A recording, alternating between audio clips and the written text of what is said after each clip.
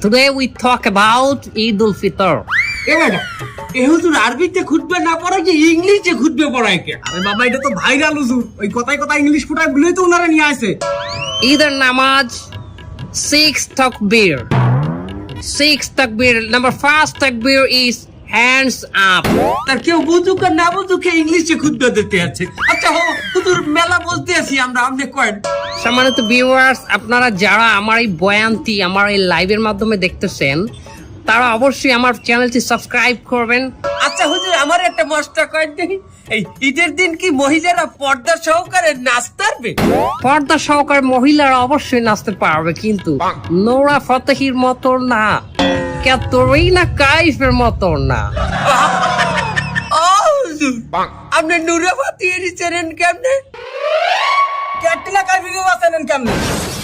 দোয়া খাই গেলাম নাকি?